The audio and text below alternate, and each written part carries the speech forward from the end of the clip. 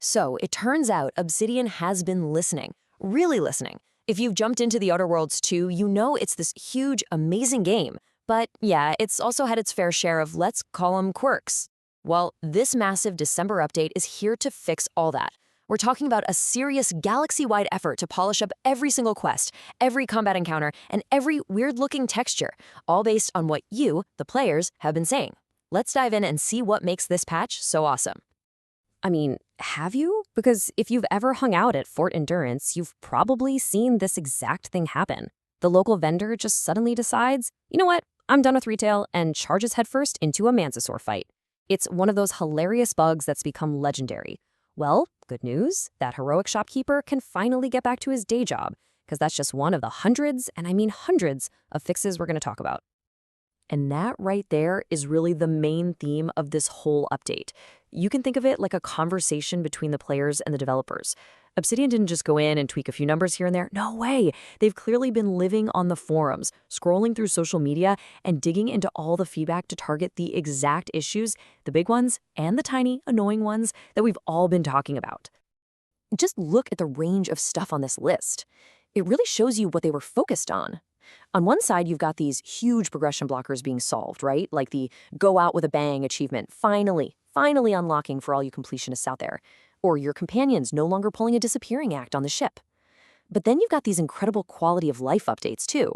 Stuff like being able to actually adjust the lens flare or getting FSR support for AMD cards. It's all about giving us more control over how the game looks and runs.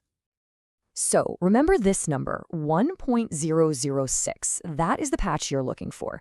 The version number itself might not sound like a huge deal, but trust me, the list of changes behind it is absolutely massive. It touches pretty much every single system in the game.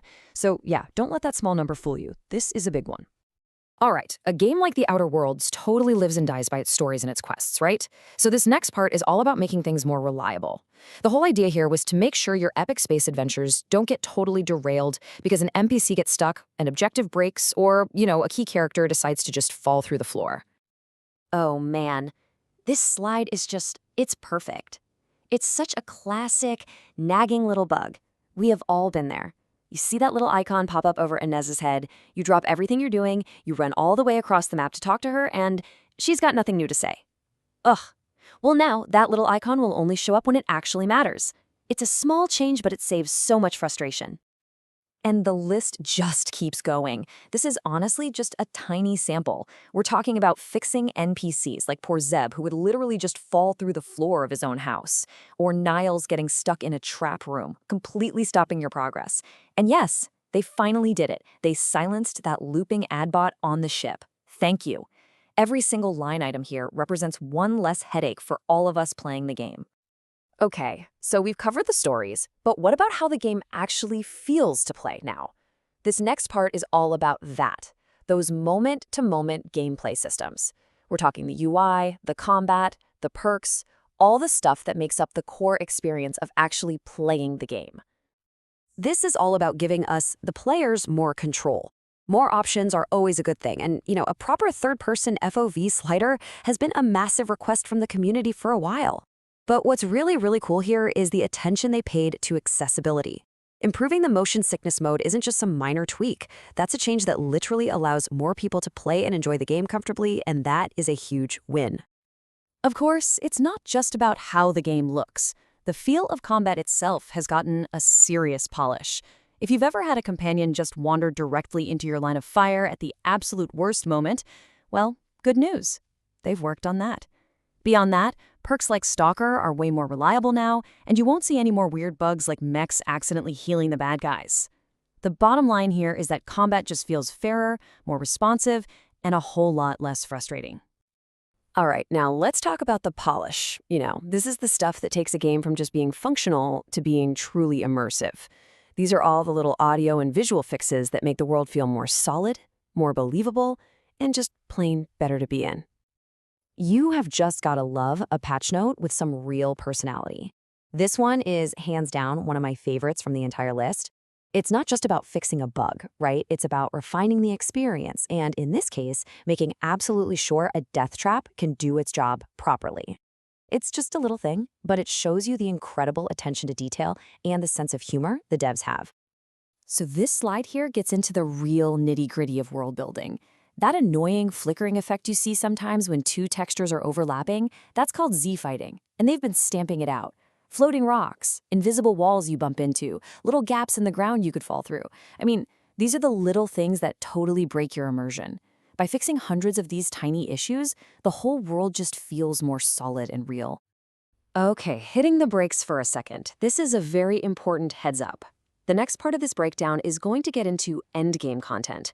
We're talking main story quests, epilogue slides, the whole shebang. So if you haven't finished the game yet, you might want to skip ahead to the very last slide. Consider yourself warned. All right, for those of you who are still with me, let's talk about how this patch shores up the final act of the game. You could argue these are the most important fixes of all, because they make sure that the climax of your journey and all the consequences of your choices actually land with the impact they're supposed to. And here is another absolute gem from the patch notes. This one fixes a super specific and potentially game-breaking bug in one of the final missions. It's just a hilarious description of what was actually a pretty serious problem. It proves that even the most obscure endgame scenarios got some love.